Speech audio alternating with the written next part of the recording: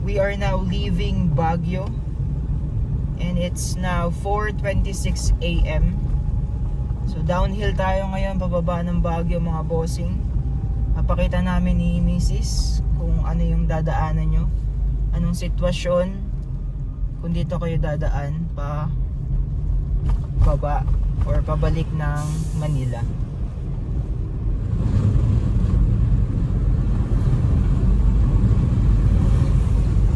Umaambon pa mga bossing. And katatapos lang umulan. So slippery road yung pagbaba natin. So kailangan doble ingat tayo. And kailangan natin i-engage yung ating engine brake para hindi mag-overheat itong ating brake. Stop over muna kami mga bossing para bumili ng mga gulay. Dahil mura ang gulay dito sa Baguio. Naririnig nyo siguro or napapansin nyo sobrang lakas ng hangin. Meron yatang low pressure area. So kailangan makababa na tayo sa Baguio.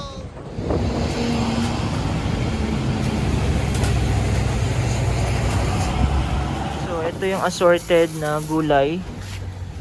3.5 kilos, 200 pesos. And bumili rin kami ng isa pa para sa aking mother-in-law. On the road na tayo mga bossing.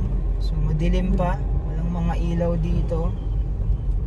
So make sure na okay lahat ng ilaw nyo pag nagbiyahe kayo sa Baguio or pag nag long drive kayo. Ayan, downhill na tayo and may mga karga tayo mga bossing. Kung napanood nyo sa previous vlog namin ni Mrs. Bumili siya ng mga succulent, ilang boxes yun. May mga lupa, mabigat din yun mga bossing kasi marami. Then may mga gulay tayong karga. And then yung mga luggage, mga pasalubong. Kaya medyo may challenge din pagka mga pa-uphill tayo ngayon. Pero halos lahat naman ng dadaanan natin ngayon is downhill na. I-engage lang natin yung ating engine brake para nga hindi mag-overheat yung ating brake. So ngayon ay naka third gear ako. Pababa, dahan-dahan lang. And meron ngang low pressure area. Nag-check ako sa news. Kaya pala ang lakas ng hangin. Makaka-apekto rin yan sa pagbiyahe natin pababa. Ayan, so dahan-dahan lang tayo. Relax lang. Medyo umuulan din. Ambon-ambon. Sana naman hindi na lumakas. Kasi magiging madulas ang ating dadaanan. So ganun pa rin. Medyo malubak. Umakyat tayo. Malubak. Pababa. Malubak pa rin. Yan o. Grabe. Ano yan? Kita nyo ba yan mga bossing? Hamog yan. Hamog nga. Hamog oh. Halos zero visibility na oh. So doble ingat pagbaba.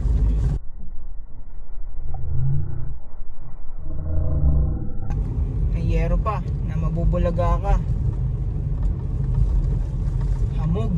Kasi technically nasa bundok tayo eh. Sobrang lamig. Grabe.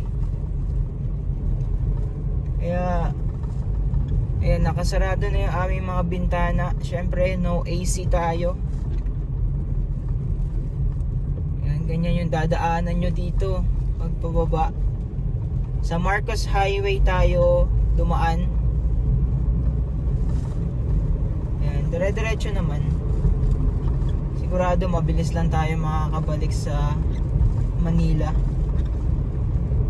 And shout out nga pala sa aking napaka-sexing biyanan at sa aking mga sister-in-law dahil iniwan namin yung aming alagang aso sa bahay nila. Kasi syempre hindi naman namin pwedeng iwanan mag-isa yon sa bahay namin. So dinala muna namin doon sa house ng parents ni Mrs. And tuwan-tuwa naman sila kasi parang baby na nila yun eh.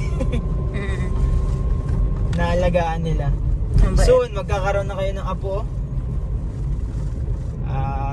In few years time. Sa mga nagtatanong pala kung meron na kaming ORCR, kung ilang weeks ba namin nakuha yung ORCR. Yes, meron na po kaming ORCR mga bossing. More than 2 months din bago namin nakuha yung ORCR. Partida, araw-araw pa namin kinukulit yung ahente namin. Dahil mahirap nang wala tayong ORCR kapag na-involved sa accident. Alam nyo na, pag wala kang ORCR, automatic ikaw yung may pagkakamali. Babalik ta rin kanila dun. So importante yun.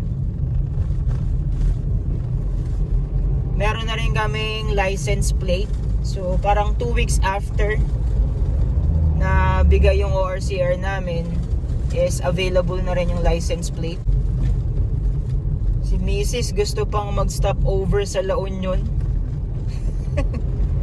Dahil madadaanan namin, wala na kaming mga damit. Next time na lang, no bebe? Pag may swimsuit na. Yun! Wow! Saka malamig ngayon. Tagulan pa, siguro sa summer. And by January, sa Palawan naman kami ni Mrs. Yay! Finally, nag-reopen na ang Palawan. May ticket na kami, matagal na naming na-book yun eh. Parang July. Na-book namin yun March and then July, for July travel, for July flight. Kaso na-cancel nga dahil sa pandemic. Na-move.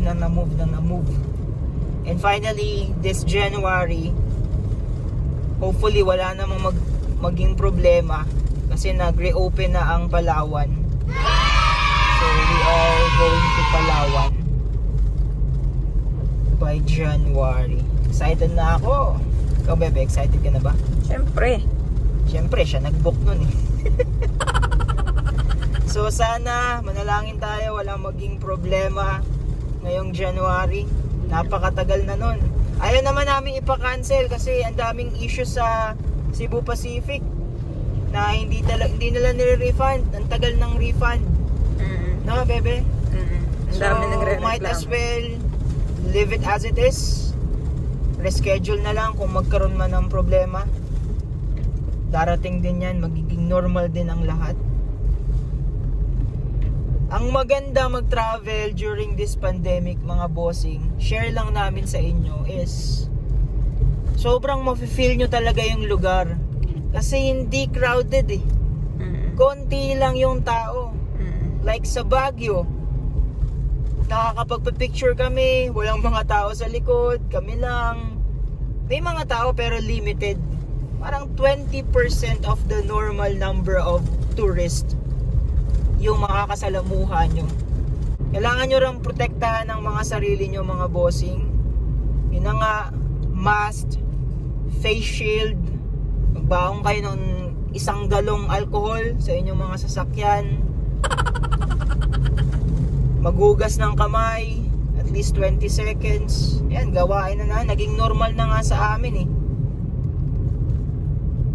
Kasi lagi kami lumalabas eh. Kailangan namin protektahan ng aming mga sarili. Kailangan pa rin work-life balance. Continue lang ang buhay natin mga bossing. Hindi tayo mapipigilan nitong pandemic na to. Meron namang mga pangontra eh. Yan, hygiene lang talaga ang ating protection ngayong pandemic na to. And marami nagtatanong mga bossing kung kamusta ang steering wheel ni Suzuki S-Presso, kung matigas ba. Hindi, malambot. Hindi kayo mahihirapan sa pagliko. Lambot-lambot lang niya. And yung turning radius nito mga bossing, napakaliit. Ang sarap iliko, ang sarap mag-maneuver. Kasi madali mo lang siya iliko eh. Gaya niyan. Pasok sa linya. Okay. Alright mga bossing, nakababa na tayo ng Baguio. Welcome to T-Plex. Tingnan natin kung ano. Wala namang sita-sita. Papasok lang talaga ang sinisita. And this time, sinet na natin ng maayos ang ating Waze. Make sure na naka-on yung mga toll. Mga toll!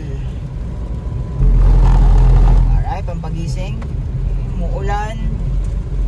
Dire-diretso. Okay lang, ang pababa mga bossing, mabilis lang. Parang may isang oras pa, bebe, pagbaba natin. Oo. Isang oras. 4:15 tayo umalis. Ingat lang mga bossing. Daan-daan sa pagbaba kasi madilim. Walang mga ilaw. Madulas. Papasok na tayo dito sa cash payment tayo kasi wala pa tayong auto sweep. Muulan na. Okay. Back on driving tayo mga bossing. So ticket lang ang binigay. Doon pa ang bayad sa exit.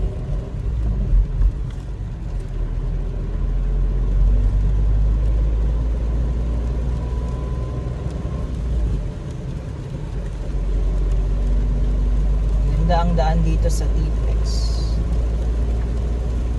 Pero ingat-ingat pa rin, lalong ganito madulas ang kalsada. Oh. Yung ilaw nga namin mga bossing, stock pa to. So ganyan ang ilaw niya. Low, high, and low. So mag-upgrade na lang kami. Susunod namin yan kasi importante yan, lalo na mga long drive. Maraming salamat sa patuloy na panonood sa aming vlog ni Mrs. Ginawa naman talaga namin tong YouTube channel para ma-save yung mga memories ng mga biyahe namin, mga pupuntahan namin. And hindi namin inaasahan na may mga magsusubscribe sa amin na umabot na kami ng 3,000 mahigit. Maraming salamat sa inyo mga bossing. Patuloy kami mag-upload ng mga videos, may manood man or wala. Kasi nga, we're saving our memories. Ginagawa naming album itong YouTube channel namin. Ayan, sa bahay, kahit kami, pinapanood namin yung mga video namin. Natatawa kami. Alam kasi namin yung mga behind the scene eh. No, bebe? Ayan, nagkamali ka dyan ilang beses o ilang beses mo inulit. Mga ganon. Maganda talaga tong YouTube na to. Nakakapag-share ka rin ng information sa mga tao. Ang ganda ng daan dito sa T-Flex. Dito lang tayo sa slow lane. Yan, maximum 80 km/h. 60 to 80. Ayaw na namin bilisan. Relax lang kami mga bossing. Wala naman kaming nahabol. Saka madulas ang kalsada. Chill lang.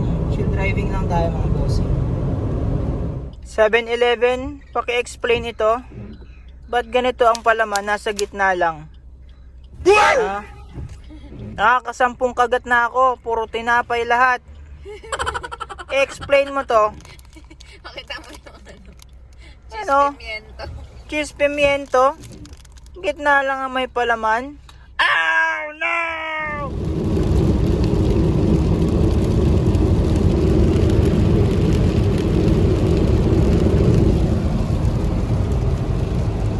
Time check is brought to you by Suzuki S-Presso. 7:05 AM. Mga bossing. Toll na tayo. Bayaran time. 311.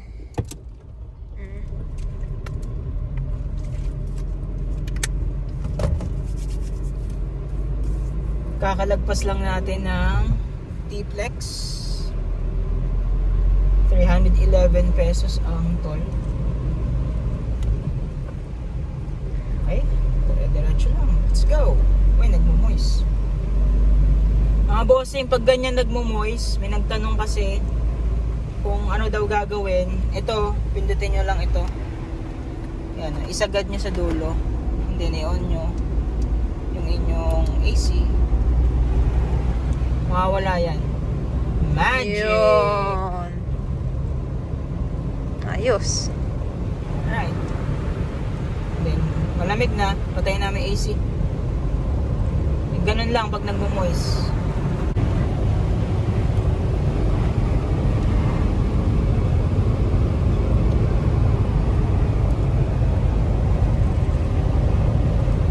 Tayo sa cash RFID kasi hindi ko sure kung may balance pa yung ating easy trip. Ano natin kung may balance pa. Ayun. Ano yun? Walang bayad? Doon pa sa dulo ang bayad, bebe. Ito, access pa lang yan. Diyan ka magsa-start.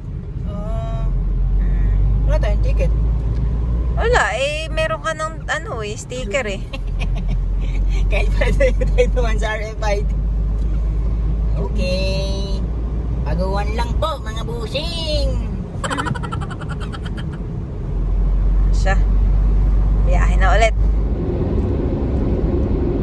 Ano kayang bundok yan? Alam niyo ba kung anong bundok yan, mga bossing? Comment niyo lang para alam din namin ano kayang bundok yan. Bundok ano?